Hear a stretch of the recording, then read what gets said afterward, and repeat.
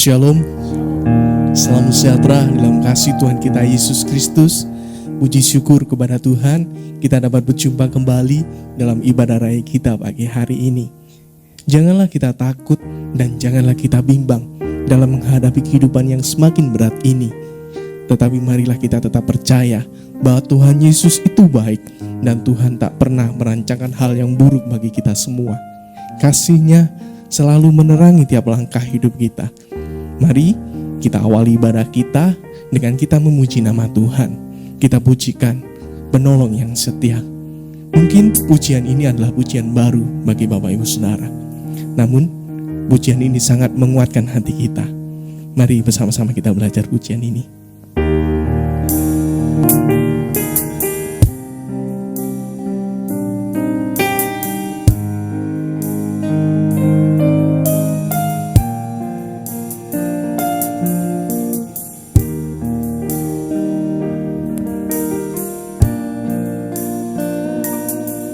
Saat ku berjalan, kasih-Mu menerangi langkahku.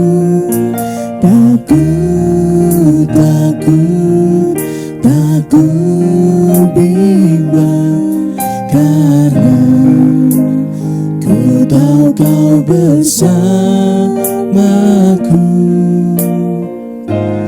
Kau lebih tahu yang terbaik bagiku. Kau lebih sanggup pulihkan hidupku. Ku berserah, ku percaya, hanya Yesus penolong yang setia. Saat kami berjalan Tuhan, kasih-Mu lah yang menerangi kami.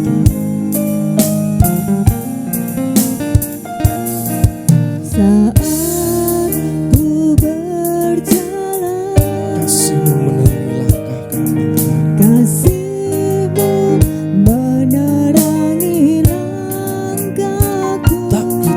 Takut bimbang, Karena Kau bersamaku.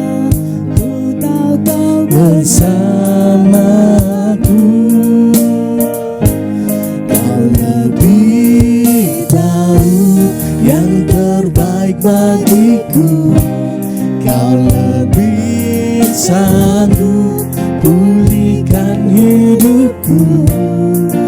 Ku berserah, ku percaya, hanya Yesus penolong yang setia. Shalom buat saudara jemaat GPT Lumajang dan GPT Jatiroto. Saat ini saya ingin menyaksikan kasih Tuhan dan perbuatannya yang ajaib dalam hidup sepupu saya. Sepupu saya ini cowok dan dia berpisah dengan orang tuanya dan istrinya dan satu anaknya 9 tahun yang lalu. Waktu dia meninggalkan istrinya sedang hamil kira-kira 6 bulan. Dan dia menikah lagi dengan orang yang beragama seberang. Dan dia mempunyai 3 anak dengan istri keduanya ini. Dan puji Tuhan, 1 tahun yang lalu dia mendapat masalah dengan keluarga istri keduanya ini. Dan itu awal-awal terjadi pandemi. Dan masalah itu yang membuat dia dan 3 anaknya terpaksa harus pulang ke Banyuwangi. Tapi kembalinya dia ke orang tuanya ternyata belum ada perubahan baik pada hidupnya. Justru dia ingin membawa istri keduanya ini tinggal bersama dia di Banyuwangi. Yang jelas-jelas orang tuanya sama sekali tidak setuju. Singkat cerita, selama kurang lebih 1 tahun dia terus meyakinkan orang tuanya buat menerima istri keduanya ini. Dan waktu itu orang tuanya juga sering curhat ke saya, dan saya jujur sebenarnya berat kalau mau menasihatin dia. Dan saya juga bergumul apakah saya bisa menasihati dia. Tapi Roh Kudus mengingatkan saya, apakah kamu bisa hanya melihat saja sepupumu tersesat dan hanya melihat saja kehancurannya tanpa berbuat apa-apa untuk menyelamatkan dia? Dan puji Tuhan, saya langsung terbeban setelah diingatkan oleh Tuhan. Dan saya waktu itu langsung telepon dia besoknya. Saya telepon dia, tapi waktu itu saya mengandalkan kekuatan saya sendiri. Dan saya tidak berdoa terlebih dulu. Dan saya langsung menasihati dia. Dan alhasil karena saya tidak mengandalkan Tuhan, saya akhirnya malah debat. Dan dia emosi. Dan WA saya diblokir. Lalu saya bilang ke Tuhan, lah Tuhan, WA saya malah diblokir. Dan saya sekarang gak bisa bicara apa-apa lagi ke dia. Lalu saya menyadari kalau hal itu memang kesalahan saya, karena saya gak mengandalkan Tuhan, tapi masih protes ke Tuhan. Tapi saya tetap hubungan sama orang tuanya. Dan saya bilang, terus berdoa, bawa doa. Bagi Tuhan Yesus tidak ada barang yang mustahil. Dan selalu panjang sabar, bukan hanya sabar, tetapi panjang sabar. Karena kata orang tuanya, setiap hari dia selalu berkata kasar pada orang tuanya. Dan singkat cerita, beberapa bulan kemudian, puji Tuhan, dia tiba-tiba telepon saya sendiri. Dan saya dalam hati berdoa, Tuhan, apa yang harus aku katakan pada dia? Dan Tuhan Yesus berbicara, aku akan memakai mulut dan lidahmu untuk berbicara kepada dia. Dan saya juga merasakan Tuhan selalu menolong saya dalam saya berkata-kata kepada dia. Dan puji Tuhan Yesus, dia sering telepon saya. Dan dia sering curhat, kalau mulai dari dia masih sekolah sampai dia sudah bekerja. Mamanya selalu membeda-bedakan dia dengan jejenya. Dan selalu berpikir negatif dan menyalahkan dia. Saya merasa kasihan sekali. Dan saya sangat terbeban, ingin menuntun dia ke jalan yang benar. Saya percaya Tuhan pasti akan tolong saya. Tuhan Yesus juga sering berbicara lewat renungan-renungan dan firman Tuhan yang saya ikuti setiap hari di mesbah doa. Dan saya selalu bilang, Tuhan Yesus ingin berbicara sama kamu. Saya kirimkan renungan-renungan dan mesbah-mesbah doa itu. Dan puncaknya kira-kira 6 bulan yang lalu, dia menyuruh istri keduanya datang ke Banyuwangi tanpa sepengetahuan orang tuanya. Dan dia menyuruh istri keduanya ini menghadap ke orang tuanya. Tapi istrinya nggak mau. Dan ortunya akhirnya tahu. Dan terjadilah pertengkaran yang sangat hebat. Dan waktu itu ortunya juga emosi, mengusir-usir dia ini dan anak-anaknya untuk pergi dari rumahnya ini. Dan orang tuanya waktu itu juga telepon saya. Dia curhat kalau sepupu saya ini mau diusir dan sudah nggak kuat lagi, sambil nangis-nangis gitu. Dan saat itu juga saya diingatkan oleh Tuhan Yesus untuk berkata-kata. Saya bilang, Tuhan Yesus datang ke dunia untuk menyelamatkan orang berdosa.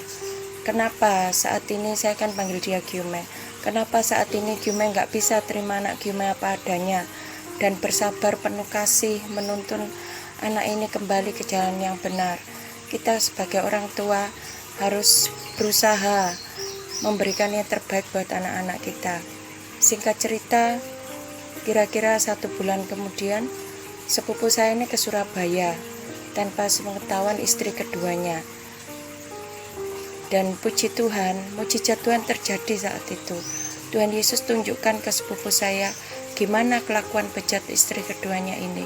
Dan dia saat itu sadar, hati dan mata dan hatinya disadarkan bagaimana dia telah menyia-nyiakan istri pertamanya ini dan anaknya. Dan dia telah mengecewakan dan menyakiti hati orang tuanya. Dia sangat menyesal. Dan penyesalan itu sering Dia katakan pada saya sampai saat ini. Karena papanya saat ini juga sudah dipanggil oleh Tuhan. Tapi puji Tuhan, dia masih diberi kesempatan oleh Tuhan Yesus berkumpul dengan papanya selama 1 tahun. Meskipun papanya belum melihat dia bertobat, namun di akhir usia papanya, dia sudah mulai diubahkan. Dan saat itu pada tanggal 2 bulan 5 saya dikuatkan oleh firman Tuhan yang dibawakan oleh pendeta Yance waktu itu. Pengkhotbah 7 ayat 9. Janganlah lekas-lekas marah dalam hati, karena amarah menetap dalam dada orang bodoh. 2 Timotius 4 ayat 2. Beritakanlah firman, siap sedialah baik atau tidak baik waktunya. Nyatakanlah apa yang salah, tegurlah, dan nasihatilah dengan segala kesabaran dan pengajaran. Waktu itu saya sangat dikuatkan oleh firman ini. Puji Tuhan, Tuhan Yesus selalu turut bekerja mendatangkan kebaikan dalam hidup kita. Janganlah kita jemu-jemu mengucap syukur dan mengandalkan Tuhan dalam hidup kita. Terima kasih. Semoga kesaksian ini dapat menjadi berkat dan kekuatan bagi kita semua di saat-saat pandemi saat ini. Puji Tuhan, haleluya, amin.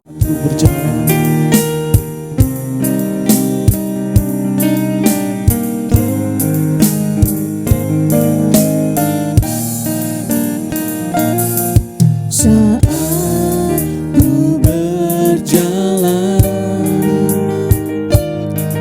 kasih-Mu menerangi langkahku.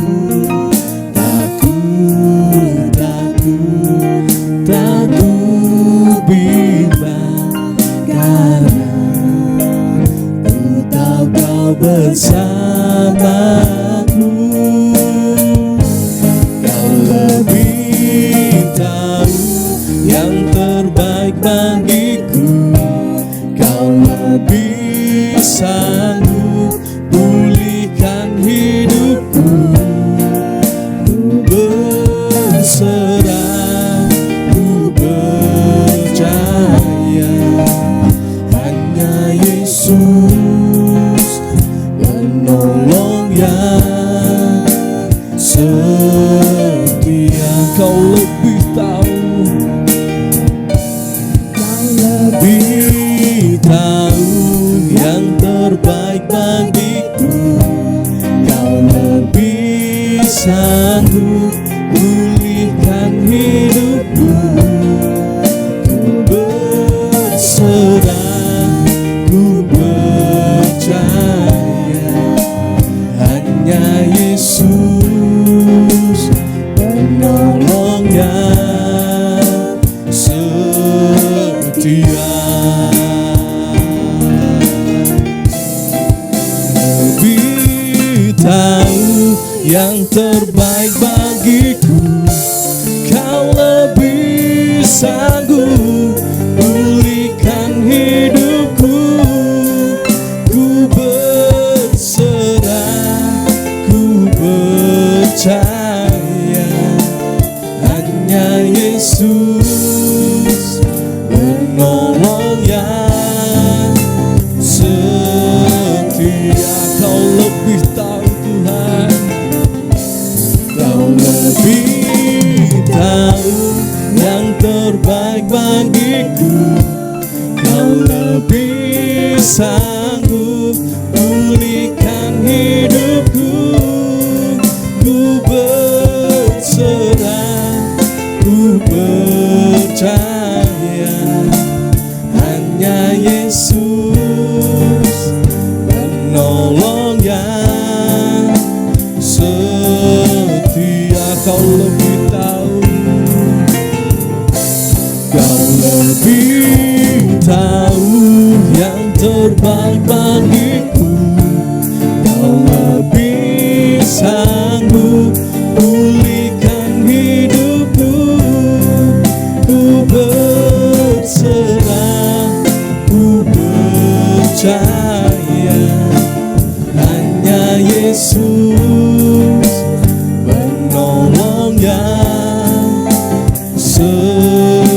setia, hanya Yesus penolong yang setia, hanya Yesus penolong yang setia. Mari Bapak Ibu Saudara, kita satu dalam doa. Sungguh kami bersyukur Tuhan atas hari yang indah ini. Engkau memberikan kesempatan bagi kami untuk dapat beribadah dan melayani-Mu. Dan kami mengucap syukur Tuhan, kami memiliki Tuhan yang baik, Tuhan yang tak pernah merancangkan hal yang buruk bagi kami. Meskipun banyak tangan manusia yang ingin menjatuhkan kami, namun Tuhan datang menolong kami, membela kami Tuhan. Sama seperti Yusuf yang dibuang oleh saudaranya, dan juga Daniel yang dibuang dalam gua singa. Namun Tuhan menolong mereka, Tuhan membela mereka, dan Tuhan merancangkan kebaikan bagi mereka Tuhan. Dan kami percaya Tuhan, setiap persoalan yang kami hadapi Tuhan, kami pasti dimampukan untuk melewati semua ini Tuhan Yesus. Terima kasih Tuhan, dan kami mau mulai ibadah kami pada hari ini Tuhan. Kiranya Tuhan menyertai jalannya ibadah kami, mulai awal, pertengahan, hingga akhirnya Tuhan. Dan Engkau juga menyertai kami, para imam-imam yang melayani pada pagi hari ini Tuhan. Biarlah Tuhan, apapun yang terjadi dalam kehidupan kami mampu Tuhan Yesus. Terima kasih Tuhan, kami mau mulai ibadah kami pada hari ini. Hanya di dalam nama Tuhan Yesus Kristus kami berdoa. Haleluya. Amin. Amin. Saya sapa sekali lagi Bapak Ibu Saudara. Shalom. Shalom. Puji Tuhan, oleh karena kemurahan Tuhan, oleh karena kebaikan Tuhan, pagi hari ini kita masih bisa bertemu kembali walaupun masih lewat media sosial.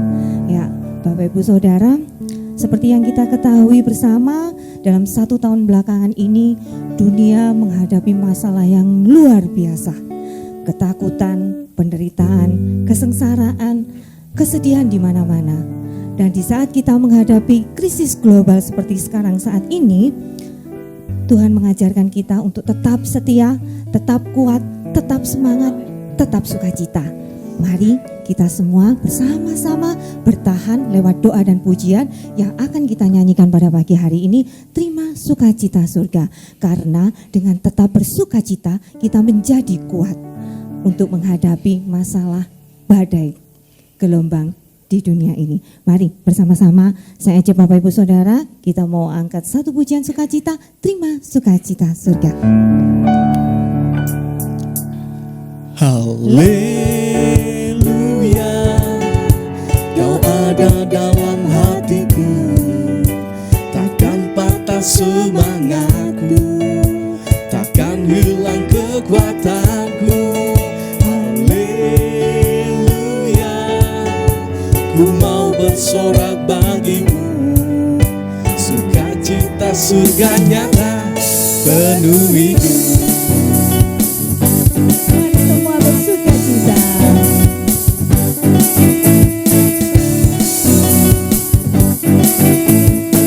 Terima sukacita surga, itulah kekuatan bagi jiwa. Terima sukacita surga, itulah kekuatan bagi jiwa. Ku dapat rasakan kasih-Nya di tengah badai yang bergelora. Terima sukacita surga, itulah kekuatan bagi jiwa. Ku dapat saksikan kuasa-Nya, taklukkan badai yang bergelora. Haleluya, Kau ada dalam hatiku, takkan patah semangatku, takkan hilang kekuatanku. Haleluya, ku mau bersorak bagimu, sukacita surga nyata penuhiku.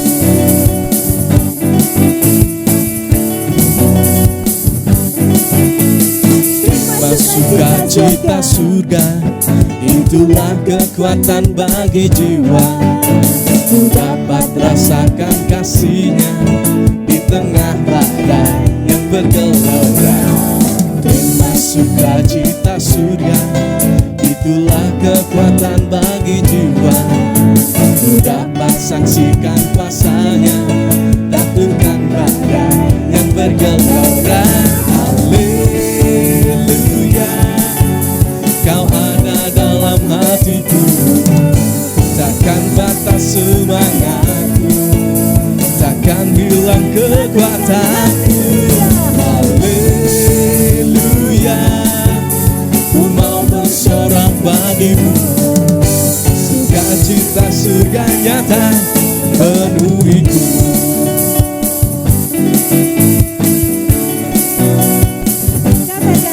Katakan terima sukacita surga, itulah kekuatan bagi jiwa.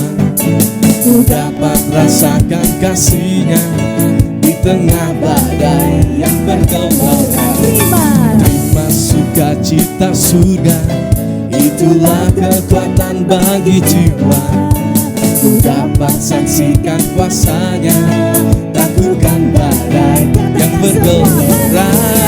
Haleluya, Kau ada dalam hatiku, takkan batas semangatku, takkan hilang kekuatanku.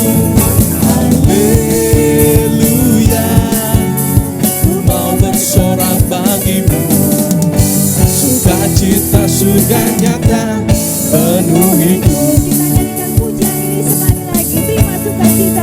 Sukacita surga, itulah kekuatan bagi jiwa. Ku dapat rasakan kasih-Nya di tengah badai yang bergelora. Terima sukacita surga, itulah kekuatan bagi jiwa. Ku dapat saksikan kuasa-Nya, taklukkan badai yang bergelora. Haleluya, Kau ada dalam hatiku, takkan batas semangatku, takkan hilang kekuatanku. Haleluya, ku mau bersorak bagimu, sukacita surga nyata penuhiku. Haleluya, Kau ada dalam hatiku, takkan batas semangatku, takkan hilang kekuatanku. Haleluya, ku mau bersorak bagimu, sukacita surga nyata penuhiku. Haleluya, Kau ada dalam hatiku, takkan batas semangatku, takkan hilang kekuatanku. Haleluya, ku mau bersorak bagimu, sukacita surga nyata penuhiku. Katakan sekali lagi haleluya. Haleluya, Kau ada dalam hatiku, takkan batas semangatku, takkan hilang kekuatanku. Haleluya, ku mau bersorak bagimu, sukacita surga nyata penuhiku. Sukacita surga nyata, sukacita surga nyata, sukacita surga nyata penuhiku. Haleluya, puji Tuhan. Tiba waktunya bagi kita untuk menerima firman Tuhan. Namun sebelumnya mari kita siapkan hati kita dan mari kita pujikan Bapa kami.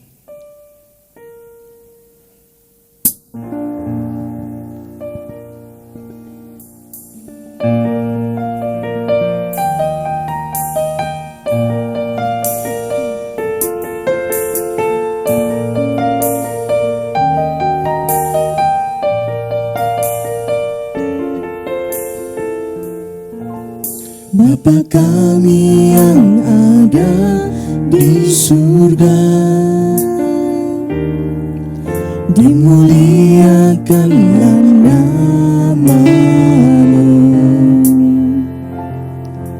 Datanglah kerajaan-Mu, jadilah kehendak-Mu di atas bumi seperti di dalam surga. Berilah kami rezeki pada hari ini, dan ampunilah kesalahan kami, seperti kami pun mengampuni yang bersalah pada kami. Dan janganlah masukkan kami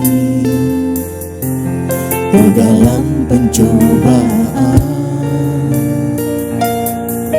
tetapi bebaskanlah kami dari yang jahat.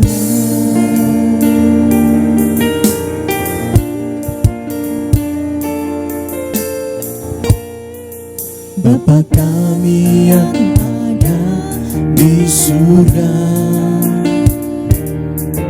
dimuliakanlah nama-Mu. Datanglah kerajaan-Mu, jadilah kehendak-Mu di atas bumi seperti di dalam surga. Berilah kami rezeki pada hari ini, dan ampunilah kesalahan kami, seperti kami pun mengampuni yang bersalah pada kami. Dan janganlah masukkan kami ke dalam pencobaan, tetapi bebaskanlah kami dari yang jahat. Berilah kami rezeki pada hari ini, dan ampunilah kesalahan kami, seperti kami pun mengampuni yang bersalah pada kami. Dan janganlah masukkan kami ke dalam pencobaan, tetapi bebaskanlah kami dari yang jahat. Sekali lagi, Bapa kami, Bapa kami yang ada di surga, dimuliakan nama-Mu, dimuliakanlah nama-Mu. Datanglah kerajaan, datanglah kerajaan-Mu, jadilah kehendak-Mu di atas bumi seperti di dalam surga. Berilah kami rezeki pada hari ini, dan ampunilah kesalahan kami,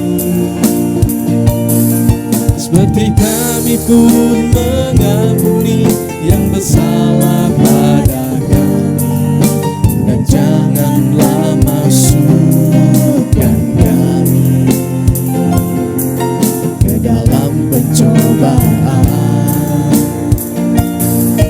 tetapi bebaskanlah kami dari yang jahat. Berilah kami rezeki pada hari ini, dan ampunilah kesalahan kami, seperti kami pun mengampuni yang bersalah pada kami.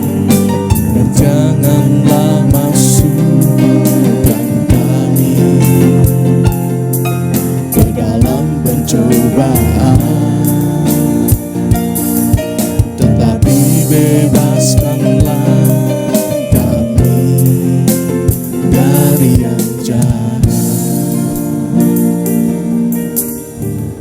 Tuhan, terima kasih Engkau telah mengajarkan doa ini bagi kami Tuhan, sehingga dapat menjadi dasar bagi kami untuk dapat berdoa dan dasar kami untuk berkomunikasi dengan Engkau Tuhan Yesus. Tuhan, kami mau menerima firman-Mu pada hari ini. Kiranya Tuhan membimbing kami sehingga kami dapat menerima firman Tuhan dengan baik dan dapat menjadi kekuatan bahkan rema dalam kehidupan kami Tuhan. Dan tak lupa juga kami berdoa untuk hamba-Mu yang Kau percayakan untuk membawakan firman pada pagi hari ini. Kiranya Tuhan memberkati, memberikan kesehatan selalu buat beliau, sehingga beliau dapat menyampaikan rahasia firman-Mu lebih lagi bagi kami Tuhan Yesus. Terima kasih Tuhan, hanya di dalam nama Tuhan Yesus kami berdoa. Haleluya, amin. Amin. Untuk pelayanan selanjutnya, saya serahkan kepada Bapak Gembala. Selamat pagi, Shalom Bapak Ibu Saudara yang dikasihi oleh Tuhan, khususnya bagi jemaat gereja di GPT Lumajang dan juga GPT Jatiroto. Senang sekali kita bisa bertemu lagi di dalam ibadah raya dalam minggu ketiga bulan Juli 2021. Kita masih tetap membahas mengenai tipu daya dari iblis, saudaraku ya. Kita telah beberapa minggu yang lewat telah membicarakan hal itu sedemikian, sehingga minggu lalu kita bisa mendapat suatu gambaran, suatu contoh bahwa penampilan iblis itu di dalam mencobai, di dalam menggoda, mengganggu manusia itu bisa dalam bentuk bermacam-macam. Bisa dia merupakan sesuatu yang mengerikan, tapi itu pada zaman-zaman dulu biasanya begitu. Seperti gambaran dari orang gila yang berada di Gadara, orang yang dirasuk setan. Tetapi pada akhir zaman ini tentunya iblis tetap mengupgrade dirinya dan dia tidak tampil dalam hal-hal yang sedemikian. Oleh karena itu merugikan.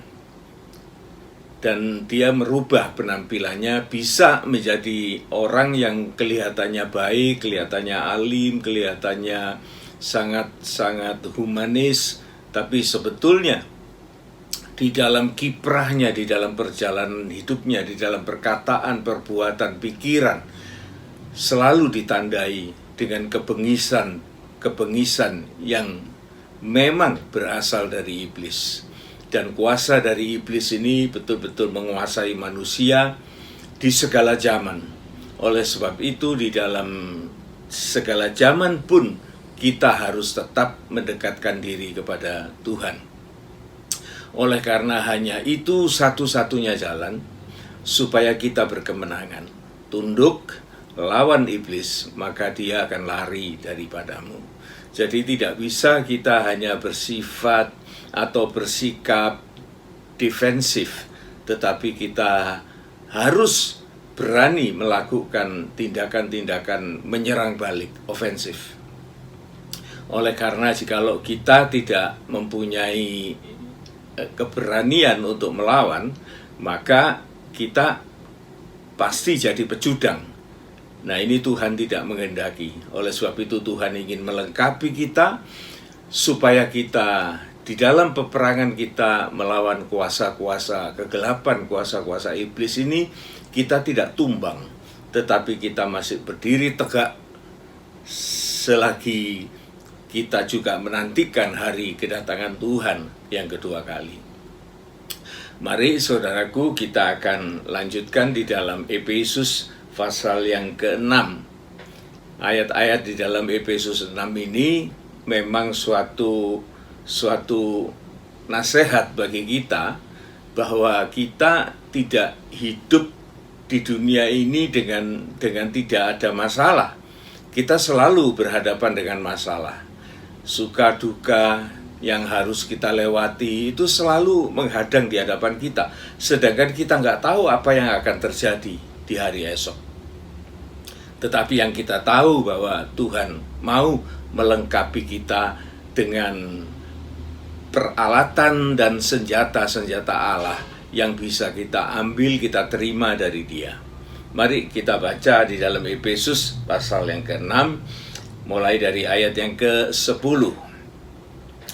Akhirnya, hendaklah kamu kuat di dalam Tuhan, di dalam kekuatan kuasa-Nya. Jadi Tuhan menjanjikan suatu kekuatan, tetapi kekuatan yang kita miliki bukan kekuatan dari luar Tuhan, tetapi kekuatan yang berasal dari Tuhan. Kalau kita mau tahu kekuatan itu apa? Kekuatan itu adalah Injil yang harus kita kenal, harus kita pelajari, harus kita mengerti, harus kita yakini dan kita imani serta kita melakukan. Tanpa itu, saudaraku, maka kita tidak mempunyai kuasa, tidak mempunyai kekuatan apa-apa. Oleh karena di dalam Roma pasal 1 ayat 16 di sana jelas dikatakan bahwa Injil itu adalah kekuatan atau kuasa dari Allah yang mendatangkan keselamatan, baik itu untuk orang Yahudi, baik itu untuk orang Yunani, dan termasuk orang-orang kafir, maksudnya begitu. Sehingga kita juga mendapat bagian dari kita bisa menerima kuasa dari Allah itu. Ini juga merupakan suatu berkat yang kita sudah mengenal minggu lalu, bahwa ini adalah berkat dari Abraham. Jadi berkat dari Abraham itu juga diperuntukkan buat kita anak-anak Abraham secara rohani. Sehingga kita juga menerima bagian dari apa yang dijanjikan Tuhan kepada Abraham. Saudara masih ingat itu apa yang dijanjikan? Ialah engkau diberkati supaya engkau menjadi berkat bagi seluruh bangsa. Dan ini merupakan sesuatu yang luar biasa. Dan engkau masyhur di dunia ini. Engkau akan menjadi orang yang termasyhur. Bukan hanya orang terkenal, tetapi orang yang termasyhur, orang yang dihormati. Ini janji dari Tuhan kepada Abraham dan juga kepada anak-anak Abraham, yaitu kita. Ya, dan kita mendapat kuasa untuk kita boleh bertindak, melakukan ofensif, melawan kuasa-kuasa kegelapan itu.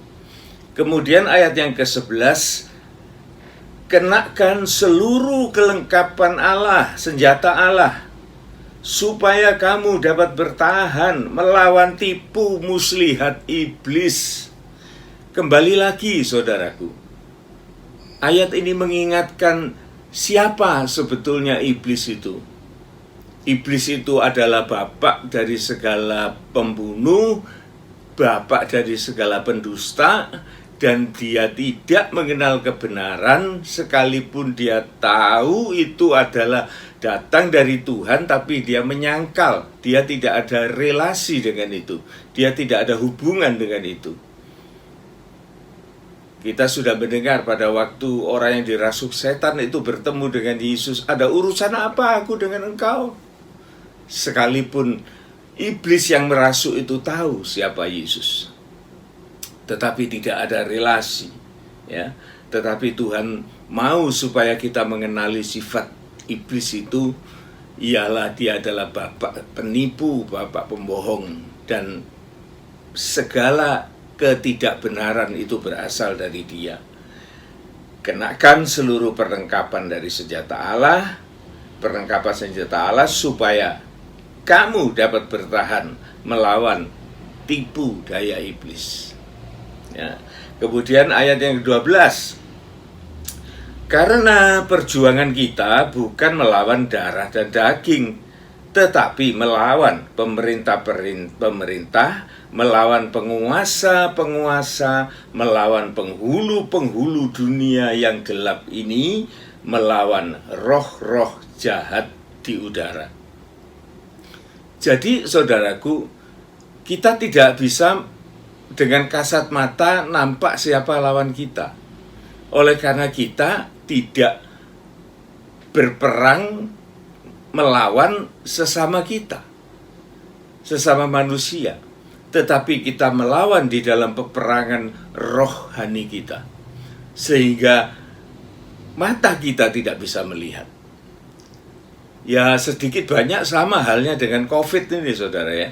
Kita tidak bisa melihat virus, tapi virus itu bisa dilihat dengan alat, yaitu mikroskop. Kita bisa melihat modelnya itu. Dan kemudian kalau kita lengah, virus itu terbawa masuk di dalam diri kita, dan kemudian dia berkembang biak tanpa kita tahu apa-apa. Kita menjadi sakit dan bisa-bisa kita mati. Ya sudah selesai, pekerjaan virus itu selesai. Jikalau induk semangnya sudah mati, dia juga ikut mati. Selesai. Tetapi iblis beda, saudaraku. Dia memang betul-betul tidak bisa dilihat dengan kecanggihan fisika ini. Dengan mikroskop atau apa tidak bisa dilihat. Tetapi dia itu mematikan rohani kita. Nah, ini yang sangat berbahaya.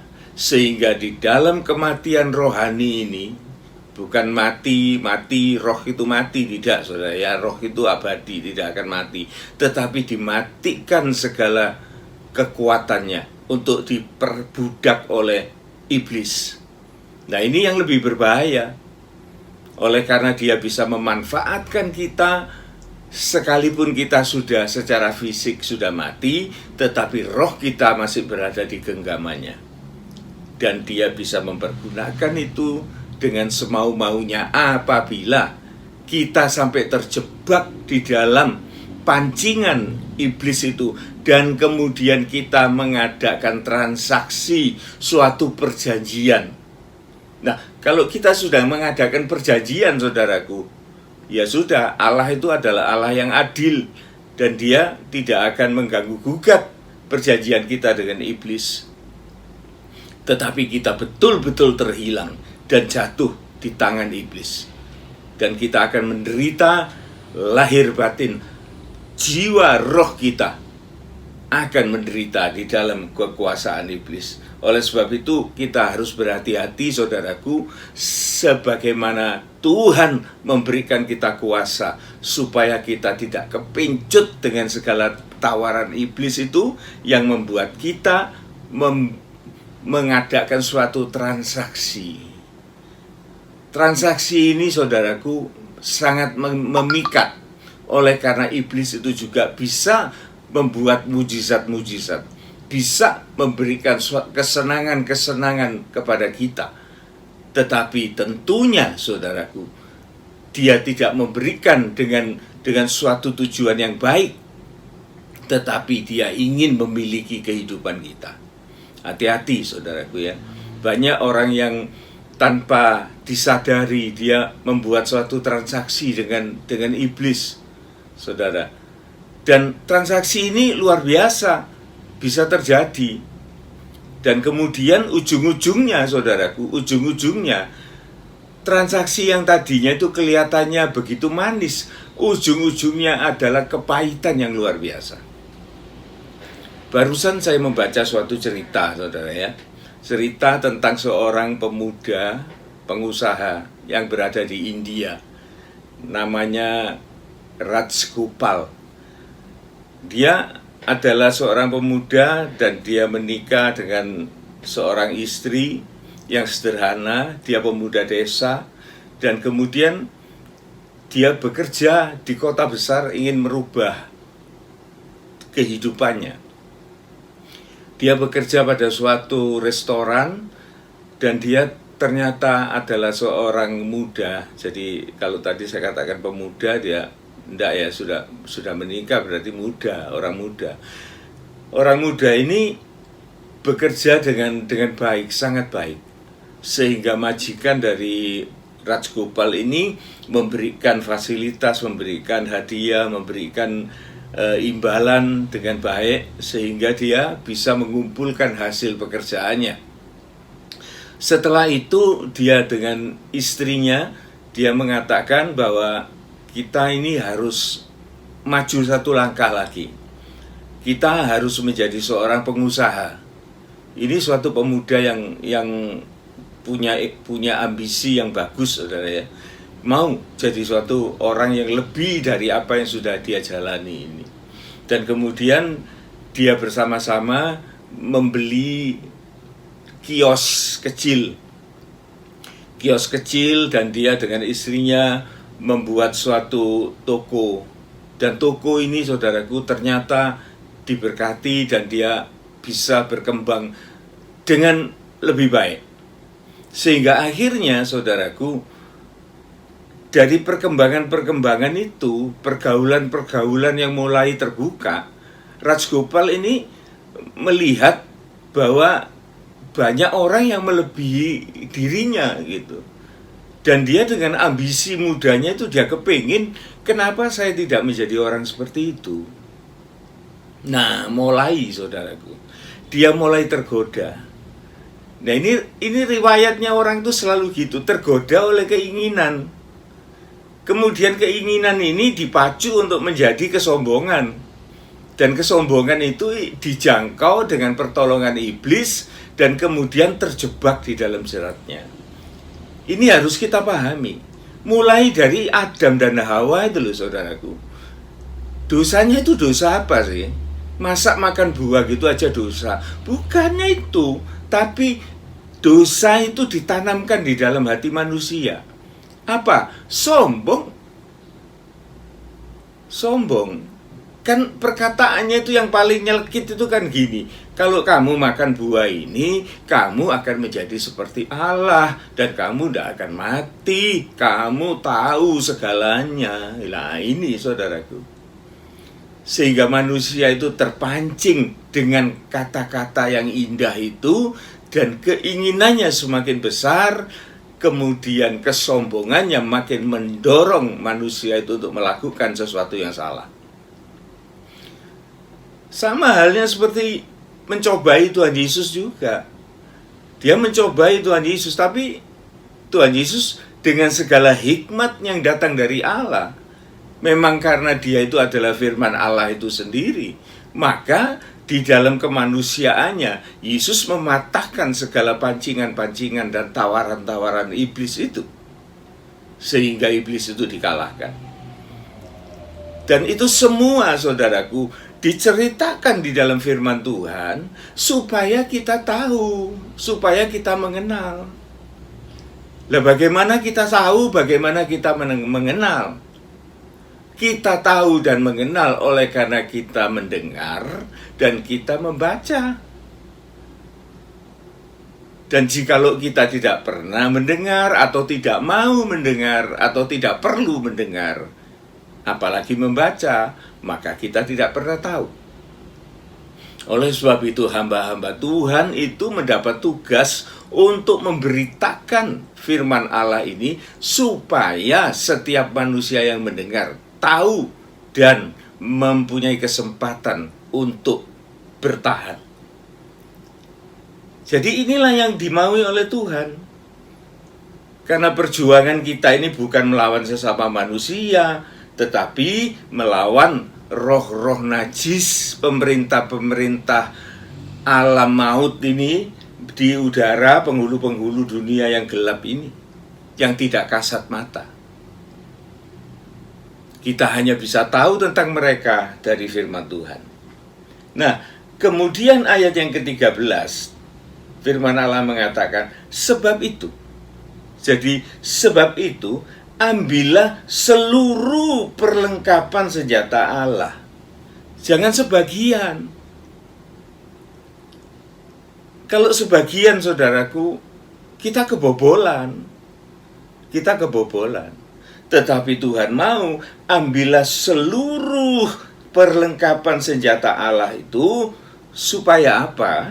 Supaya kamu dapat mengadakan perlawanan. Jadi bukan dekem saudaraku, tetapi kita agresif, kita melawan. Kita berani untuk menghadapi itu. Oleh karena Allah beserta kita. Bukan kita berani oleh karena diri kita. Kita ini tidak ada apa-apanya saudaraku. Iblis itu jauh lebih tua dari kita. dia pengalaman, dia pengetahuan, dia punya ilmu, dia punya apa segala, jauh melampaui manusia.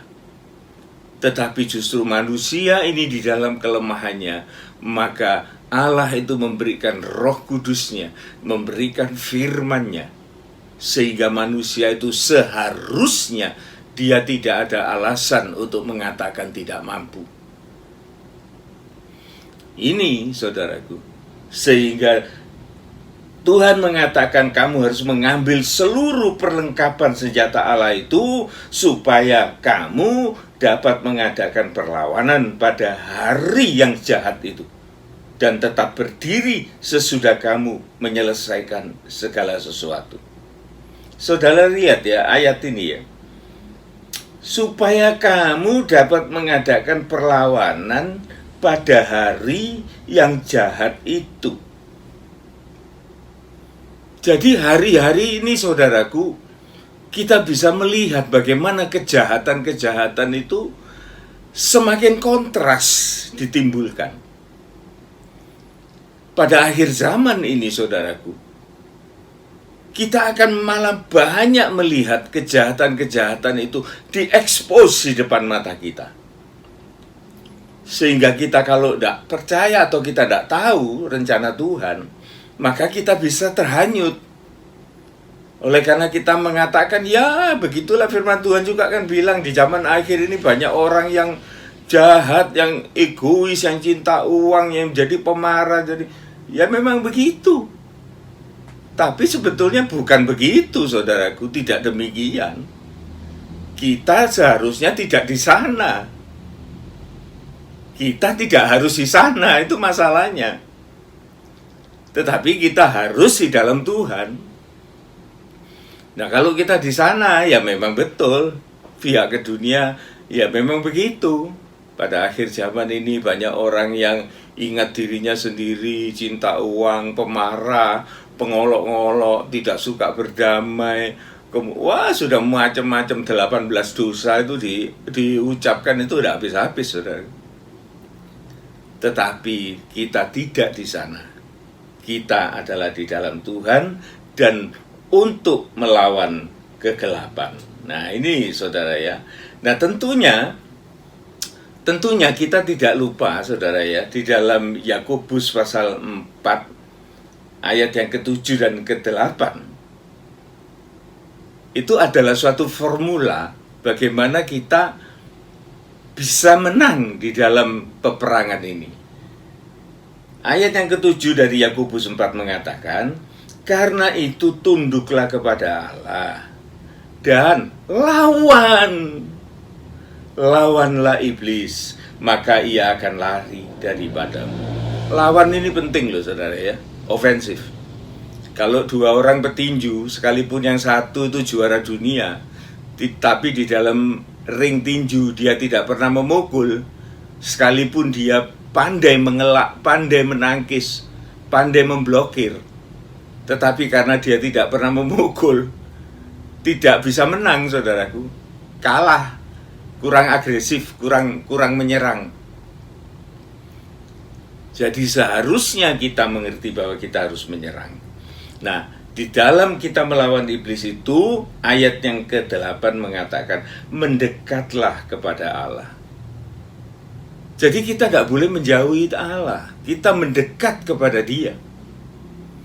Dia sumber segala kekuatan yang harus kita miliki untuk melawan kebengisan iblis di dunia ini. Tanpa Allah, kita bukan apa-apa, saudaraku. Kita akan hanyut. Sudahlah, siapapun dia. Sehingga Tuhan mengatakan, jikalau engkau itu merasa berhikmat menurut dunia ini, hendaklah engkau menjadi bodoh, supaya engkau mempunyai hikmat yang sesungguhnya. Karena hikmat dunia ini, saya pernah mengatakan itu, ada batasnya. Paling tinggi adalah filosofi yang memang indah dan memang ada baiknya. Tetapi sungguh saudaraku, tidak ada keselamatan dijanjikan di dalam filosofi itu. Oleh karena itu milik manusia. Tetapi firman Allah ini milik Allah, dan di dalamnya ada perjanjian tentang surga. Itu yang harus kita cari, saudaraku. Itu yang harus kita openi, sehingga kita tidak menjadi sombong di depan Tuhan. Mendekatlah kepada Allah, dan Ia akan mendekat kepadamu. Itu adalah tabiat Bapa, saudaraku. Sebagaimana pernah diceritakan seorang anak bungsu yang menghilang, yang menghabiskan harta bapaknya. Tetapi begitu datang penyesalan kepada anak bungsu itu, dan dia mengingat akan kebaikan bapaknya, dia pulang, dia mendekati ke rumah bapaknya. Pada waktu bapak itu melihat dari jauh bahwa anak itu datang, maka bapak itu bukan berjalan, berlari menyongsongnya. Bagaimana sikap kita, saudaraku? Apakah kita masih tetap jual mahal, sementara Tuhan membuka jalan supaya kita mendekat kepada Dia, dan Dia juga akan mendekat kepada kita? Tuhan itu sungguh-sungguh Tuhan yang memberikan suatu teladan kepada kita. Sekalipun Dia sangat perkasa di dalam segala hal, tetapi Dia tidak pernah menghina kepada manusia. Bahkan Dia menjanjikan jikalau manusia itu tahu menghormati Dia, maka Tuhan menjanjikan manusia itu akan ditempatkan sebagai orang-orang yang mulia di hadapannya. Harus kita perhatikan dan kita jalankan, saudaraku ya. Mendekatlah kepada Allah, dan Dia akan mendekat kepadamu. Tahirkanlah tanganmu. Artinya jangan kamu berbuat dosa lagi. Jangan mengerjakan perkara-perkara yang bertentangan dengan Allah. Kamu orang-orang yang berdosa, dan sucikan hatimu, orang-orang yang bimbang hati, yang mendua hati. Artinya masih mengharapkan pertolongan-pertolongan dari penguasa dunia ini, mendua hati. Tapi Tuhan mengatakan tidak bisa, harus hanya satu, kepada Allah. Nah, ini fase yang pertama, saudaraku, sebagaimana kita diminta oleh Tuhan, dianjurkan oleh Tuhan, supaya kita mengenakan perlengkapan-perlengkapan senjata Allah, dan kita tidak boleh pasif, non-aktif, tidak boleh, tetapi kita harus berani untuk menyerang. Dengan suatu rumusan bahwa kita terlebih dahulu, kita tunduk kepada Allah, dan mendekatkan diri kita kepada Tuhan, maka pertolongan itu pasti akan menyertai kita. Nah, kita melihat sekarang dari kesebalikannya. Bagaimana jikalau orang itu tidak melakukan hal-hal yang seperti dianjurkan di dalam surat Efesus itu tadi. Tetapi ada orang-orang sementara yang mengabaikan, itu tidak perlu gitu. Kita akan melihat, saudaraku, jadi kontranya, supaya kita juga bisa kontras melihat keadaan manusia ini seharusnya bagaimana. Amsal pasal yang pertama, ayat 23 dan seterusnya. Kita membaca ayat yang ke-23. 23, ya. Berpalinglah kamu kepada teguranku. Nah ini. Jadi kita ini harus punya kepedulian gitu loh. Kalau kita ini di jalan, kemudian ada orang yang menyapa, menegur kita, masa kita ini tidak mau merespon? Kemudian melihat ke depan, terus tidak mau lihat, tidak mau apa gitu. Itu kan tidak sopan, kan keterlaluan, saudara ya. Berpalinglah kamu kepada teguranku. Tuhan itu mau menegur kita. Mau kemana kamu? Bagaimana kabarmu? Dari mana kamu? Itu teguran-teguran secara manusiawi itu bisa pakai gitu. Tapi Tuhan juga akan memberikan teguran-teguran yang sama. Apa yang kamu pikir? Apa yang kamu rencanakan? Itu teguran-teguran. Respon itu, berpalinglah kamu kepada teguranku. Mengapa? Sesungguhnya aku ini hendak mencurahkan isi hatiku ini kepadamu. Tuhan itu memberikan suatu perasaan hatinya melalui firman Tuhan, melalui Alkitab, surat cinta. Dia memberikan perasaan hatinya. Sungguh aku hendak mencurahkan isi hatiku ini kepadamu dan memberitahukan perkataanku kepadamu. Jadi Tuhan itu memulai dengan inisiatif, saudaraku, menyapa kita, menyatakan keinginannya, menyatakan kasih kemurahannya. Nah, sekarang tergantung kepada kita. Kita mau enggak? Itu masalah, saudara. Seringkalinya kita enggak mau. Oleh karena kita enggak mengerti. Oleh sebab itu, manusia tidak akan bisa membantah lagi. Oleh karena di bumi ini, saudaraku, ada Alkitab, ada firman Allah, ada hamba-hamba Allah yang berteriak-teriak setiap hari untuk memberitakan kebenaran itu. Dan kemudian kita mengatakan, aku tidak ngerti itu, aku tidak dengar, aku tidak tahu. Bagaimana mungkin orang ini bisa nanti bertanggung jawab di hadapan Allah? Coba kita renungkan, saudaraku, hal-hal yang semacam ini. Bagaimana kita bisa menghadap Allah? Dan kemudian kita mengatakan, oh tidak ada seorang pun yang memberitahu aku. Oleh sebab itu, paling tidak, saudaraku, Tuhan mengatakan di dalam Lukas 8 ayat 18. Ini harus kita baca, saudaraku, supaya mantap masuk di dalam hati kita. Karena itu, perhatikanlah cara kamu mendengar. Jadi kalau kita mendengar, saudaraku, cobalah kita berperang pertama dengan diri kita sendiri. Supaya kita menundukkan hati kita yang keras, pikiran kita yang sembrono, untuk datang dan memperhatikan firman Tuhan itu.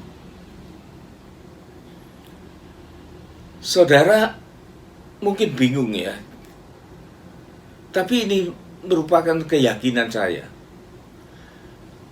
Saya itu kadang-kadang mikir gini, saya ini masuk surga apa enggak ya? Tapi saya segera menjawab, pastilah, oleh karena Kristus itu sudah mati untuk saya. Dan dia telah menebus dosa saya dari awal sampai pada akhir nanti saya akan meninggalkan dunia ini. Semua sudah di-cover oleh korban Kristus. Dan kepastian itu, kepastian tentang keselamatan itu sudah nyata di dalam kehidupan. Tapi kemudian, saudaraku, dalam pemikiran saya itu begini, apa ya tandanya Tuhan kalau saya ini memang masuk surga? Nah ini, saudaraku, manusia itu kan boleh tanya, asal tulus hatinya. Tidak apa-apa, Tuhan itu senang menjawab. Kalau saudara mau tahu, saudara ya, ini pengalaman saya ya, mungkin saudara punya pengalaman lain. Kalau saya ini berwisata, saudara ya, berwisata ke gunung-gunung seperti di Tawangmangu, di Batu, di Tretes, di mana, pokoknya di daerah-daerah wisata.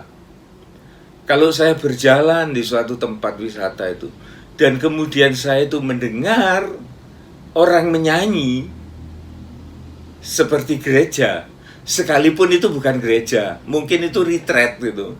Jadi anak-anak muda itu biasanya duduk-duduk di rumput-rumput dan kemudian dia menyanyi memuji Tuhan. Sekalipun masih jauh jaraknya, saya mendengar itu. Saya kepengen ke situ, saudaraku. Saya tuh kepengen, ketarik gitu ke situ. Ingin bergabung, ingin memuji Tuhan. Ingin masuk di dalam sukacita itu. Dan Tuhan memberikan suatu pengertian kepada saya. Yaitu besok, kalau kamu sudah meninggalkan kehidupan di dunia ini, kamu akan menuju suatu tempat, di mana tempat itu kamu akan mendengar dari jauh, kamu akan mencium dari jauh, dan kamu akan merasakan suasana itu dari jauh, dan kamu akan tersedot ke sana, dan kamu dengan sukacita, kakimu sendiri akan membawa dirimu masuk di dalam sukacita itu. Ini keadaan dunia loh saudaraku. Saya tuh sudah mikirnya kayak gitu. Jadi kalau saudara itu mau mikir, mau bertanya, apakah saya ini masuk surga pada? Ya terserah saudara, surga yang mana yang saudara kehendaki. Tetapi kalau menurut firman Tuhan, surga itu penuh dengan puji-pujian. Maka di tempat saudara mendengar puji-pujian itu, saudara akan tertarik menuju ke sana. Tidak usah diseret-seret, saudaraku. Kita sendiri dengan sukarela, dengan sukacita, untuk menghampiri tempat yang penuh kebahagiaan itu. Perhatikan cara kamu mendengar. Jadi waktu kita mendengar, bagaimana sikap kita? Sederhana, saudaraku. Karena siapa yang mempunyai, punya apa? Punya perhatian, punya kebutuhan. Lah kalau tidak punya kebutuhan mau apa? Ya tidak apa-apa, silahkan. Tapi orang yang tidak punya kebutuhan juga tidak mendapat apa-apa. Bahkan Tuhan bilang tambah bodoh nanti. Lihat, karena siapa yang mempunyai, punya perhatian, kepadanya itu akan diberi. Tetapi siapa yang tidak mempunyai, ini orang yang dablek ya. Jadi orang yang memang mengatakan bahwa wis gak Kristen-Kristenan, gak gereja-gerejaan, gak sembayang-sembayangan. Ya tidak apa-apa. Tuhan itu kan fair, saudaraku. Silakan pilih, silakan memilih. Kalau yang dipilih itu ya sudah. Tapi resikonya gini, daripadanya akan diambil. Tambah goblok. Juga apa yang ia anggap ada padanya. Jadi kalau dia itu masih punya pengertian-pengertian sedikit-sedikit, itu dikukuti semua oleh Tuhan. Tambah kosong, tambah blondong, dia tidak punya apa-apa. Bodoh banget, bodoh sebodoh-bodohnya. Ini yang menjadi suatu tolak ukur, saudaraku, bagaimana kita mendekatkan diri kepada Allah, ya. Dan kemudian kita baca di dalam Mazmur 119 ayat yang 130. Mazmur 119 ayat 130. Bila tersingkap firman-firman-Mu. Jadi kalau firman itu diperhatikan, didengarkan dengan seksama, dengan baik, maka firman itu akan membawa suatu ungkapan. Dan ungkapan-ungkapan itu akan memberi terang, memberikan suatu solusi, suatu ide yang bagus. Sehingga manusia-manusia yang menghimpun firman di dalam otaknya, di dalam hatinya, ia akan menjadi satu makhluk, suatu insan, suatu pribadi yang produktif, yang mempunyai kebajikan, kebaikan, yang bisa diberkatkan kepada orang-orang lain. Ini kaitannya juga dengan janji Abraham. Dia akan menjadi garam dan terang bagi dunia ini. Dia memberikan rasa. Dia memberikan suatu bantuan, suatu terang, supaya manusia itu bisa beraktivitas. Ini yang dimaksud. Bila tersingkap firman-firman-Mu, Ia memberi terang, memberi pengertian kepada orang-orang bodoh. Kalau tadi orang keminter hilang, pinternya tambah hilang jadi bodoh. Tapi kalau orang itu memperhatikan firman Tuhan, sekalipun dia itu bodoh, tetapi Tuhan itu memberikan pengertian. Jadi tergantung kita ini mau ngerti apa enggak. Kalau kita enggak mau mengerti, ya udah, mau apa lagi? Ya. Di situ. Nah, kita kembali ke dalam Amsal 1 tadi. Amsal 1 tadi. Ayat yang ke-24 ya. Tadi 23, kita sekarang ke-24. Oleh karena kamu menolak ketika aku memanggil, dan tidak ada orang yang menghiraukan ketika aku mengulurkan tanganku. Sedemikian jauh loh saudaraku, tindakan Tuhan itu untuk ngopeni manusia. Dia tidak menghendaki seorang pun binasa. Dia dari surga melepaskan segala atribut keilahiannya. Dia masuk di dunia menjadi manusia biasa. Dan dia bisa merasakan segala penderitaan, bahkan sampai kepada kematian. Bahkan kematian yang tidak wajar, yang penuh dengan siksaan. Dia jalani itu demi keselamatan manusia, demi memanggil manusia. Oleh karena kamu menolak ketika aku memanggil, dan tidak ada seorang pun yang menghiraukan aku ketika aku mengulurkan tanganku. Tidak ada yang merespon. Bahkan kamu mengabaikan nasihatku dan tidak mau menerima teguranku. Ayat 26. Maka aku juga akan mentertawakan celakamu dan akan berolok-olok apabila kedahsyatan datang ke atasmu. Saudara, ini merupakan sesuatu yang luar biasa yang perlu kita dengar dengan baik-baik. Cerita saya tadi belum selesai, saudaraku, tentang si Gopal ini. Orang India dari Nepal ini. Dari mana ya? Bukan Nepal kan lain. Ya pokoknya dari India lah ya. Setelah dia berhasil, saudaraku, di dalam pekerjaannya dia membeli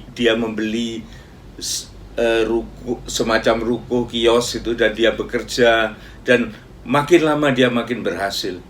Maka ada suatu keinginan yang terganggu di dalam hatinya.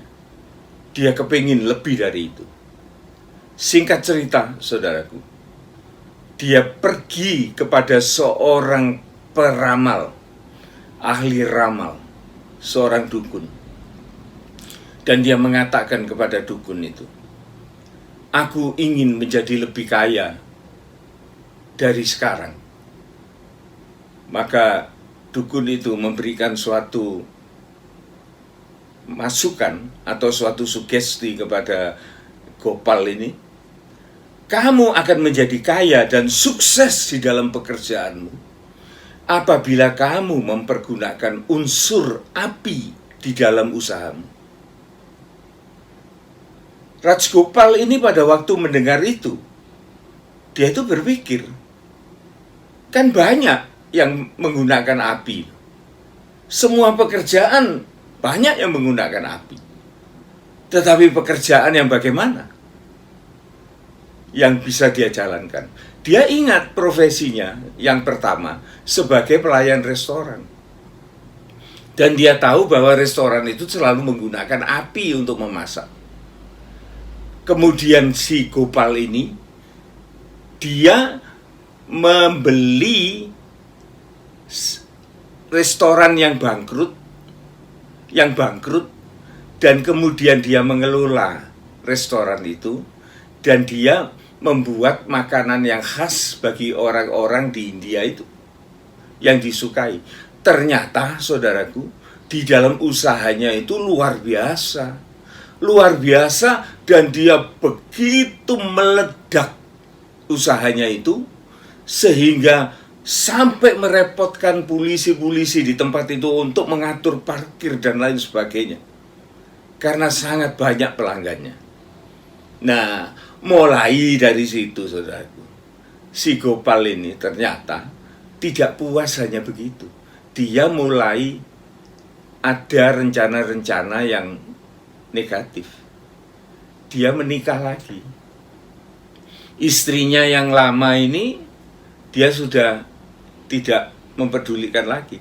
Dia mengambil istri yang baru. Istri yang diambil ini, saudaraku, ternyata adalah istri dari karyawannya. Tidak tahu saya bagaimana caranya dia. Tapi yang jelas penjelasannya begitu. Istri dari karyawannya sendiri. Dan pekerjaannya itu luar biasa, saudaraku. Betul-betul menjadi hebat oleh karena ramalan dari juru ramal ini. Sampai pada akhirnya, saudaraku, saking larisnya perusahaannya itu, restoran itu, dia punya banyak kios-kios. Dia membuka cabang-cabang yang luar biasa. Timbul suatu keinginan yang aneh lagi. Ternyata sekarang dia tidak puas, tapi dia ingin menjadi orang yang terkaya di India. Kembali, saudaraku, Gopal ini pergi ke ahli nujum. Ahli nujum ini ditanya, bagaimana supaya saya ini bisa menjadi orang yang kaya raya, bahkan melebihi semua orang yang ada di India ini. Ahli nujum itu mengatakan begini, saudara. Kamu akan terlaksana keinginanmu apabila kamu menikah lagi. Tetapi calon istrimu ini bukan orang sembarangan. Ini sangat spesifik. Calon istrimu ini harus seorang gadis. Dia adalah anak dari karyawanmu, salah satu karyawanmu. Dan anak ini sangat muda, hanya umur belasan tahun, belum 20. Maka si Gopal ini, saudaraku, mulai mencari, tapi sangat spesifik. Dukun itu mengatakan bukan hanya begitu saja, nama-namanya diberitahu. Inisial dari perempuan itu diberitahu secara jelas. Sehingga Gopal ini sangat yakin, sangat percaya, dan kemudian dia berusaha dengan segala kekayaannya, dengan segala kekuasaannya. Dia ingin memperistri anak dari karyawannya itu. Tetapi celakanya, saudaraku, anak dari karyawannya ini, anak gadis ini, dia sudah punya tunangan. Dan anak gadis ini sangat-sangat setia kepada pasangannya. Dipancing dengan apapun, dengan harta yang luar biasa. Pemudi ini, perempuan ini, tetap tidak mau. Bahkan bersikeras mempercepat pernikahan dengan tunangannya. Nah, yang namanya Gopal ini, saudaraku, orang yang ternama, orang yang kaya, orang yang berkuasa, kemudian dia dengan segala kemampuannya melakukan suatu tindakan-tindakan kriminal. Menteror suami istri yang baru itu. Bahkan sampai akhirnya Gopal ini masuk penjara oleh karena dilaporkan. Tetapi oleh karena kekuasaan dan kekuatan keuangannya, kedudukannya, dia bisa lepas. Lah inilah kayak orang gila yang digadara itu, kebal hukum. Lepas. Tetapi dia dilepaskan bukan malah insaf, tapi dia menyuruh anak buahnya sekarang supaya menculik suami istri. Dan kemudian di dalam penculikan itu salah tangan, saudaraku. Akhirnya suami dari gadis itu mati terbunuh. Nah, setelah suami dari gadis itu mati terbunuh, persoalannya jadi lain. Pembunuhan, kriminal berat. Sekalipun dia punya kekayaan, punya segala macam, tetap si Gopal ini dimasukkan di penjara. Sampai akhirnya dia matinya itu mati di penjara. Ini sesuatu yang ironis, saudaraku. Oleh sebab itu, saudara, jangan kita main-main dengan penawaran-tawaran iblis itu. Oleh karena tawaran-tawaran iblis itu, saudaraku, akan mencelakakan kita, akan membawa kita semakin jauh dari Tuhan, semakin tamak mendekatkan diri kepada setan, penguasa-penguasa udara. Kita kembali, saudaraku, sebagai ayat-ayat penutup. Saya akan melanjutkan Amsal ini, Amsal 1 ini. Ayat 25 sekarang. Bahkan kamu mengabaikan nasihatku dan tidak mau menerima teguranku, maka aku juga akan mentertawakan celakamu. Saudara, kalau kita baca ayat ini, saudaraku, mungkin tidak ada waktu untuk menjelaskan, tetapi saya akan mengutip sedikit dari firman Tuhan, yaitu Saul, Raja Saul. Di dalam 1 Samuel 23 atau 28 nih, ya di situlah. Saul, dia meninggalkan Allah oleh karena dia punya kesombongan. Sehingga oleh kesombongan, oleh keinginan, ya ini saudaraku, klasik lah. Jadi iblis itu selalu menggunakan itu, mulai dari Adam dan Hawa sampai cerita si Gopal ini juga. Bahkan sampai cerita tentang Saul ini. Dia mendapat kesempatan untuk menjalankan perintah Tuhan, tetapi oleh karena kesombongan dan kedegilan hatinya, maka dia tidak menjalankan perintah sepenuhnya. Dia mendapat mandat dan perintah untuk membasmi orang Amalek. Tidak boleh ada yang tersisa. Tetapi Saul ini oleh karena punya kepentingan supaya dia disukai oleh anak buahnya, maka dia mengizinkan anak buahnya itu ngerampok. Dan buat dia sendiri, supaya dia dipuji, dia harus punya tropi. Tropinya raja orang Amalek, si Agag ini, itu ditawan, tidak dibunuh. Jadi punya kepentingan di atas perintah Tuhan.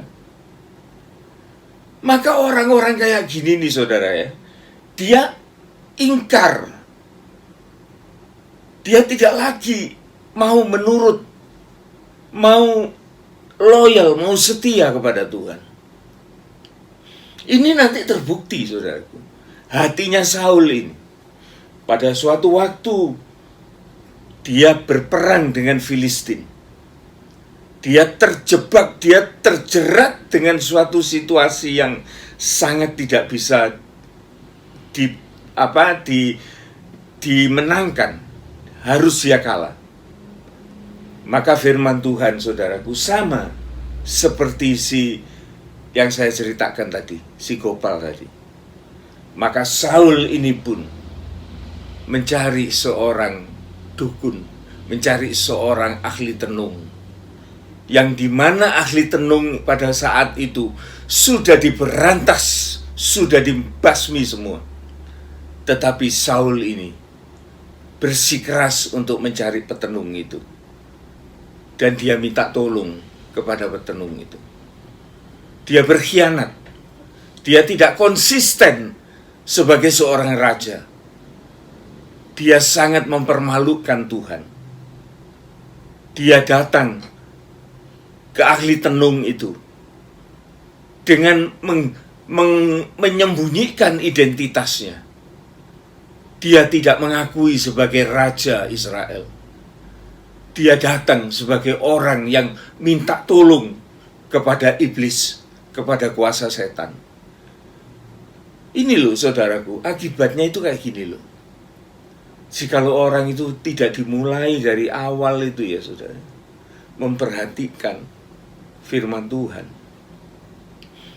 dan dia tidak melengkapi dirinya dengan kuasa senjata Allah sepenuhnya, maka dia tidak dapat melawan iblis. Dan ia pasti cepat atau lambat dia ditundukkan. Oleh karena iblis itu tahu persis bahwa manusia ini punya keinginan, punya sombong. Dan dua ini yang dipacu oleh iblis. Dipacu oleh iblis. Sehingga manusia ini lambat laun menjauhi Tuhan dan berpaling kepada tipu daya setan, yaitu kepada ahli-ahli, roh-roh peramal. Banyak loh saudaraku orang yang namanya Kristen masih senang guamia. Guamia itu sebetulnya apa sih saudara? Itu sebetulnya ilmu statistik. Gua itu melihat, mia itu muka. Jadi ada orang itu yang memang belajar untuk memperhatikan mukanya orang. Komposisinya mukanya orang ini diperhatikan. Dan kemudian dia membuat statistik. Nek hidungnya besar, orang ini tabiatnya gimana? Kalau kupingnya mencong, tabiatnya bagaimana? Kalau mulutnya lebar, bagaimana? Kalau ketawa, kalau tersenyum, itu semua dibaca saudaraku. Yang namanya ilmu guamia itu begitu. Apa itu salah? Ya enggak. Wong itu ilmu statistik kok. Tepak-tepakan, nek tepak ya syukur, gak tepak ya gak apa-apa ditolak imane lah kan gitu. Tetapi iblis itu bisa berkiprah di situ. Keleneknya mulai keluar. Sehingga tadi yang tidak apa-apa menjadi apa-apa. Dan iblis itu menanamkan keyakinan kepada mangsanya, kepada manusia yang nyeleweng ke situ. Sehingga percaya akan hal-hal yang semacam itu. Diisi dengan kliniknya itu. Itu yang berbahaya. Feng Shui. Feng Shui itu tanah dan air ya. Itu suatu ilmu statistik. Kalau rumah itu bagusnya madepnya ke sini. Ada maksudnya. Maksudnya apa? Supaya dapat sinar yang bagus. Loh, apa salah? Ya tidak salah toh. Rumah itu lebih baik belakangnya itu modelnya kayak apa, susunan ruangnya itu kayak apa. Dan itu dicocokkan dengan orangnya. Orangnya itu punya filosofi apa dengan rumah itu gitu. Dan kemudian orang-orang pandai ini mencari gitu. Dicocokkan dengan penghuninya. Tapi juga di dalam ilmu-ilmu semacam ini, iblis itu juga ikut-ikutan gitu. Jadi ditambah-tambahi. Tambah-tambahnya apa? Ciswa. Saudara tahu ciswa? Ciswa itu kayak apa ya? Pembatal itu loh, seperti apa ya? Tumbal. Nah, tumbal ini macam-macam jadinya gitu. Jadi klinik lagi gitu. Jadi sebetulnya saudaraku, manusia ini memang kreatif, punya pikiran yang banyak. Tetapi jikalau pikiran perasaan manusia ini tidak disucikan dan dikerjakan dengan tangan yang kotor dan hatinya mendua, Ini yang berbahaya. Yang seperti Yakobus tadi mengatakan, itu tidak bagus. Sehingga mudah iblis itu masuk dan memberikan suatu saran-saran yang kacau balau. Lihat, iblis tidak pernah memberikan solusi pada akhirnya. Tetapi barang siapa yang mengikuti dia, maka nasib dari orang yang menyerahkan nasibnya kepada tangan setan akan hidupnya merana pada ujung akhirnya. Seperti halnya Saul, saudaraku.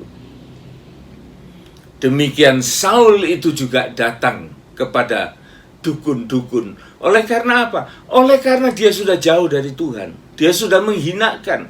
Dia sudah mengataskan pikiran, perasaannya sendiri, kepentingannya sendiri. Maka Tuhan mengatakan, maka aku juga akan mentertawakan celakamu. Aku akan berolok-olok apabila kedahsyatan datang ke atasmu. Apabila kedahsyatan datang ke atasmu seperti badai, dan celaka melanda kamu seperti angin puyuh. Apabila kesukaran, kecemasan datang menimpa kamu. Kita lanjut ayat 28 dari Amsal 1 tadi. Pada waktu itu mereka akan berseru kepadaku, tetapi tidak akan kujawab. Mereka akan bertekun mencari aku, tetapi tidak menemukan aku. Nasibnya Saul, saudara. Oleh karena dia sudah ditinggal mati oleh Samuel, salah seorang mentornya, nabinya, maka dia tambah panik pikirannya, sampai pada akhirnya dia bertanya kepada Tuhan.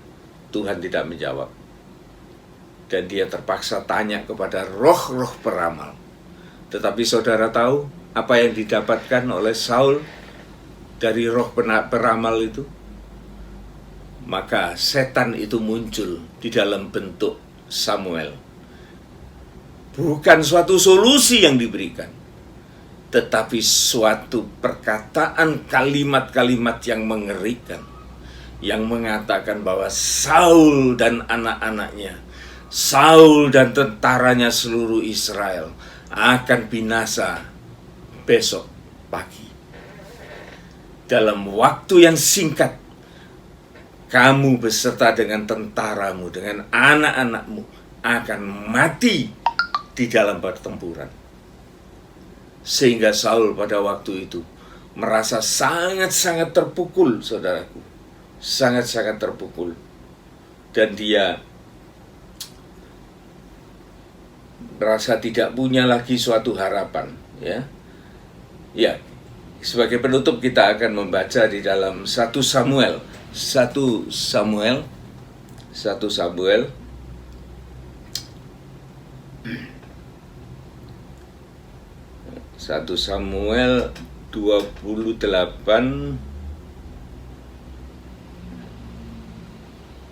ayat yang ke-16. Ini pertemuannya dengan Saul dengan Samuel. Lalu berbicaralah Samuel, "Mengapa engkau menanyakan kepadaku, padahal Tuhan telah undur daripadamu dan telah menjadi musuhmu? Tuhan telah melakukan kepadamu seperti yang difirmankannya dengan perantaraanku, yakni Tuhan telah mengoyakkan kerajaan dari tanganmu dan telah memberikan kepada orang lain, kepada Daud. Karena engkau tidak mendengarkan suara Tuhan dan tidak melaksanakan murkanya kepada Amalek, itu sebabnya Tuhan melakukan hal itu kepadamu." Nah, ini yang paling mengerikan ayat 19. Juga orang-orang Israel bersama-sama dengan engkau akan diserahkan Tuhan ke dalam tangan orang Filistin. Dan besok engkau serta anak-anakmu sudah ada bersama-sama dengan aku, alias mati. Juga tentara Israel akan diserahkan Tuhan ke dalam tangan orang Filistin. Itu loh, saudaraku, yang diberitahukan oleh iblis di dalam bentuk Samuel kepada Saul. Bukan solusi, tapi berita maut. Apa yang dilakukan? Pada saat itu juga rebahlah Saul memanjang ke tanah, sebab ia sangat ketakutan oleh karena perkataan Samuel itu. Juga tidak ada lagi kekuatannya, karena sehari semalam itu ia tidak makan apa-apa. Ngenes, saudaraku ya. Inilah, saudaraku, perjalanan hidup manusia apabila ia mengabaikan, tidak menghargai kebaikan Allah. Dia telah memberikan suatu rahasia yang luar biasa. Dia ingin memberitahukan kita. Dia menyapa, menegur kita. Dia mengulurkan tangannya, ingin bersalam, ingin berdamai dengan kita. Tetapi kita menolak. Maka pada saat itu Tuhan mengatakan, suatu saat kamu akan tahu apa yang akan terjadi. Hidup manusia tidak menentu, saudaraku. Bisa turun naik seperti roda berputar yang saya katakan. Tetapi kalau kita mau berputar turun naik, tapi kita berjalan bersama dengan Allah, maka kita sekalipun terguncang, kita tidak akan jatuh, tetapi kita akan tetap naik di dalam rencana Tuhan. Ini yang bisa saya sampaikan pada saat ini, saudaraku. Biarlah kita renungkan bagaimana jalan hidup kita. Kita tidak berhadapan dengan sesuatu yang kasat mata, tetapi kita berhadapan dengan roh. Dan roh itu akan berdampak di dalam kehidupan kita. Satu-satunya jalan ialah kita melengkapi diri kita dengan senjata Allah, dengan kuasa Allah, yaitu firman Tuhan. Maka di sana kita akan berani melawan, dan kita akan menang oleh karena Allah yang memenangkan kehidupan kita. Selamat pagi, saudaraku. Kita akan bertemu kembali di lain kesempatan, seizin Tuhan. Shalom. Amin. Puji Tuhan, baiklah Bapak Ibu Saudara semua yang terkasih, kita telah mendengarkan firman Tuhan, dan terima kasih untuk Bapak Gembala yang sudah menjadi saluran berkat firman Tuhan saat ini. Bapak Ibu yang dikasihi oleh Tuhan, kita sama-sama belajar bahwa kehidupan kita ini selalu menjadi sasaran dari kuasa setan untuk menghancurkan kita, supaya kita itu menjadi pengikut-pengikutnya dan memberontak kepada Tuhan. Tapi Bapak Ibu Saudara dikasihi oleh Tuhan, firman Tuhan begitu dengan jelas mengingatkan kepada kita supaya jangan sampai kita ini anak-anak Tuhan menjadi terbawa, menjadi hanyut di dalam godaan-godaan iblis, godaan-godaan setan. Tetapi kita harus bisa bertahan, bukan hanya bertahan Bapak Ibu, tetapi kita juga harus mampu untuk melawan dari kuasa kegelapan itu, supaya kita menjadi orang-orang yang berkemenangan di dalam Tuhan. Sebab itu Bapak Ibu Tuhan, untuk meresponi firman Tuhan ini, kita sama-sama bersyukur kepada Tuhan atas kasih-Nya yang ditunjukkan kepada kita melalui firman Tuhan hari ini. Mari kita sebelum mengakhiri ibadah saat ini, kita bersama-sama mengangkat pujian, Engkaulah kekuatanku, tempat perlindunganku.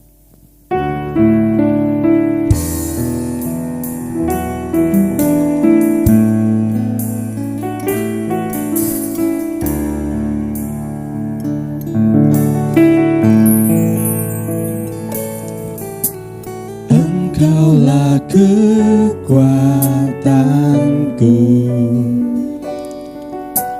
tempat perlindunganku, saat badai menerpa, aku tak akan goyah. Aku tak akan goyah, sebab Kau sertaku sejauh langit, sejauh langit dari bumi. Begitu besarnya kasih-Mu, penuhi hati kami yang rindu menyembah-Mu, Yesus, sejauh langit dari bumi, begitu besarnya kasih-Mu. Kaulah Tuhan, kekuatanku, sukacitaku. Sekali lagi, Engkaulah kekuatanku. Engkaulah kekuatanku, tempat perlindunganku. Saat badai menerpa, aku tak akan goyah.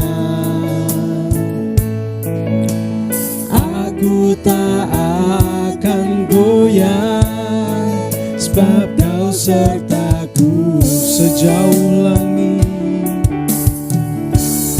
Sejauh langit dari bumi, begitu besarnya kasih-Mu. Penuhi hati kami yang rindu menyembah-Mu. Yesus, sejauh langit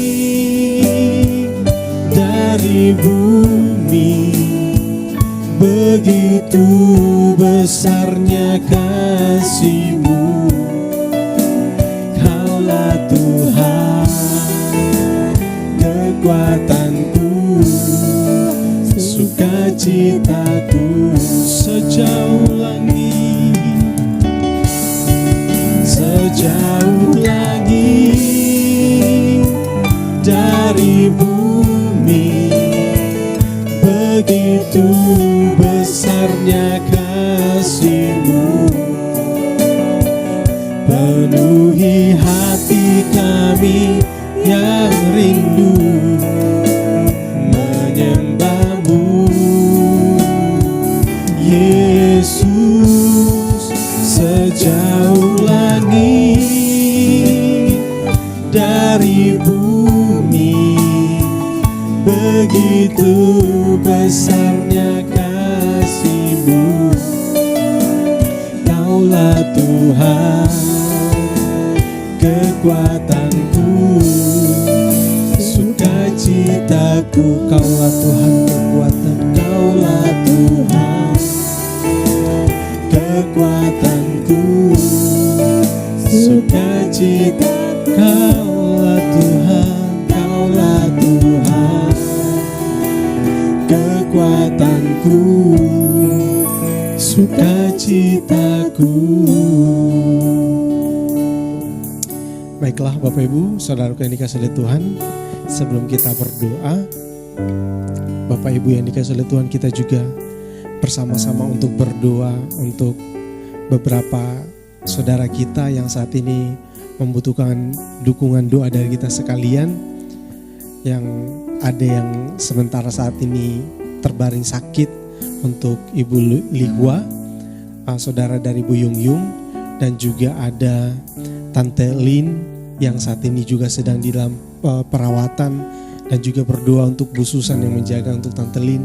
Kita berdoa bersama-sama supaya semuanya bisa kembali normal dan semuanya bisa berjalan dengan baik, supaya kita bersama-sama bersuka cita karena pertolongan yang dari Tuhan. Dan juga kita bersuka cita Bapak Ibu Saudara sekalian karena ada juga saudara kita, teman kita, rekan kita juga yang berhari ulang tahun. Yang pertama ada adik Leon, itu cucu dari Bu Meme, anak dari Celisa yang berulang tahun. Kita sama-sama doakan. Dan juga ada saudara Ferry, ya Ferry ini Bapak Ibu ya. Nah Ferry, selamat ulang tahun ya. Oke, Tuhan memberkati. Ya, baiklah Bapak Ibu Saudara sekalian. Ya, sebelum saya lanjut lagi, mari kita sekali lagi saya tekankan kepada kita semua, waktu-waktu ini memang kelihatan dunia begitu sangat jahat, begitu sangat buruk, tetapi seperti yang sudah dikatakan oleh firman Tuhan, biarlah kita senantiasa memperlengkapi diri kita dengan firman Tuhan, supaya kita tetap kuat dan mampu untuk bertahan menghadapi segala sesuatu. Mari kita bersama-sama berdoa. Bapa di surga, terima kasih, kami mengucap syukur kepadamu Tuhan, karena Tuhan Engkau telah menuntun kami di sepanjang ibadah yang telah kami laksanakan di pagi hari ini. Dan kami bersuka cita ya Tuhan atas firman-Mu yang sudah Engkau bagikan, yang sudah Engkau perdengarkan kepada kami semua. Terima kasih Tuhan, kami mengucap syukur kepadamu, ini adalah bukti kasih-Mu bagi kami semua. Terima kasih ya Bapa, Engkau berkati hamba-Mu Bapak Gembala yang sudah menyampaikan firman Tuhan. Biarlah Tuhan Engkau terus pakai hamba-Mu supaya menjadi saluran berkat bagi kami semua di tempat ini. Bukan hanya kami, tetapi kepada siapapun itu, mereka akan senantiasa diberkati oleh penyampaian firman Tuhan yang akan disampaikan oleh Bapak Gembala. Terima kasih Tuhan, terima kasih. Dan saat ini ya Tuhan, kami bersama-sama bersatu hati berdoa untuk beberapa rekan kami, untuk saudara kami, ibu kami, dan juga sama-sama kami bersatu hati ya Tuhan, menyerahkan keluarga dari Ibu Lihwa ke dalam tangan-Mu ya Tuhan. Di dalam nama Tuhan Yesus Kristus, Tuhan kiranya Engkau melihat keberadaan Ibu Lihwa, Tuhan menolong dia di dalam keadaan yang sakit. Tuhan angkat sakit penyakit yang ada di dalam tubuhnya. Di dalam nama Tuhan Yesus Kristus, pulihkan keadaannya agar ia dapat kembali beraktivitas, dapat memuji Tuhan dengan leluasa, dan sukacita akan senantiasa melimpah karena Tuhan. Ucapan syukur akan melimpah karena Tuhan. Saat ini ya Tuhan, kami juga berdoa untuk Ibu Lin ya Tuhan, Tante Lin yang juga saat ini ya Tuhan masih di dalam proses perawatan ya Tuhan. Kami bersama-sama bersatu hati menyerahkan ibu ini ke dalam tangan-Mu. Di dalam nama Tuhan Yesus Kristus kami memohon dengan kerendahan hati ya Tuhan. Kiranya Tuhan Engkau pulihkan keadaan Tante Lin. Di dalam nama Tuhan Yesus Kristus, Tuhan pulihkan keadaannya. Sakit penyakit yang ada di dalam tubuhnya Tuhan angkat di dalam nama Tuhan Yesus Kristus. Kami juga berdoa untuk Bu Susan yang menjaga perawatan dari Tante Lin. Kiranya Tuhan juga lindungi, jauhkan dari segala macam hal yang tidak baik, bahkan virus-virus yang saat-saat ini sedang merajalela ya Tuhan. Kami berdoa dalam nama Tuhan Yesus Kristus, semuanya dihalaukan ya Tuhan. Terima kasih Tuhan, berikan hikmat agar dapat menjaga kehidupan, menjaga tubuhnya dengan baik. Terima kasih Tuhan, terima kasih. Saat ini juga ya Tuhan, kami berdoa biarlah Tuhan Engkau yang tetap mencukupkan segala kebutuhan dan memakai segala bidan-bidan medis-medis yang ada ya Tuhan. Kiranya Tuhan pakai menjadi sarana pemulihan dari Tante Lin ya Tuhan. Terima kasih Tuhan, terima kasih ya Bapa. Kami juga berdoa ya Tuhan untuk bersyukur kepadamu ya Tuhan. Kami bersuka cita karena Tuhan juga masih menyatakan kasih untuk saudara kami Ferry dan juga adik Cleon. Tuhan sudah berkati dengan perpanjangan usia.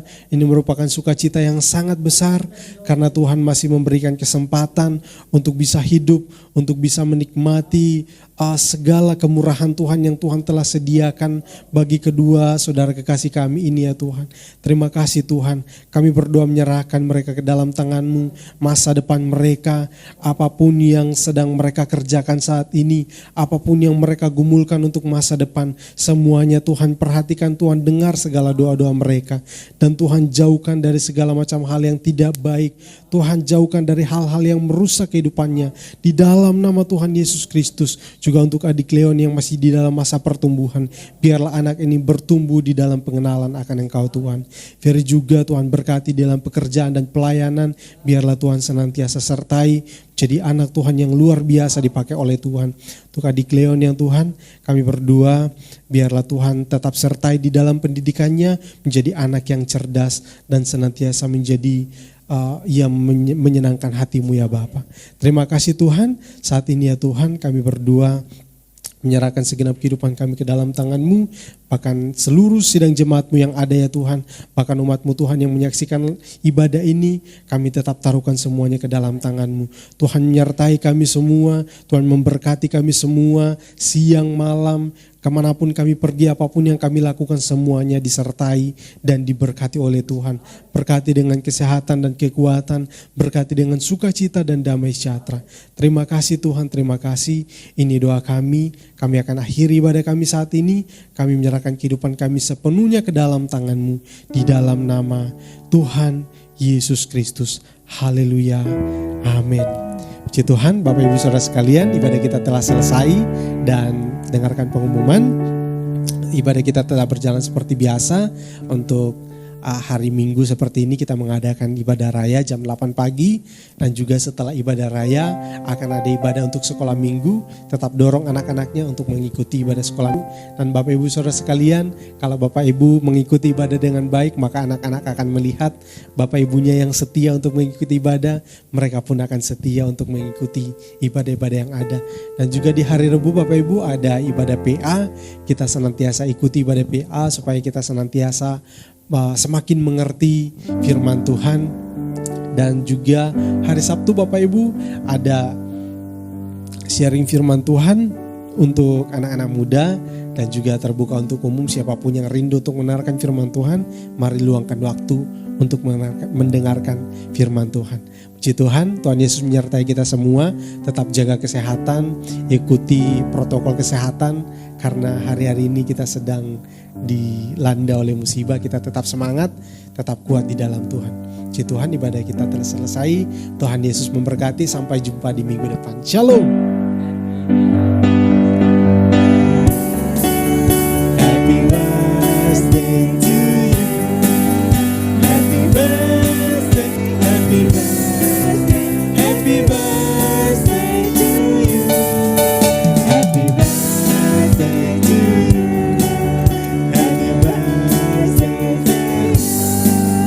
Happy birthday, happy birthday, happy birthday to you. Tuhan Yesus memberkati.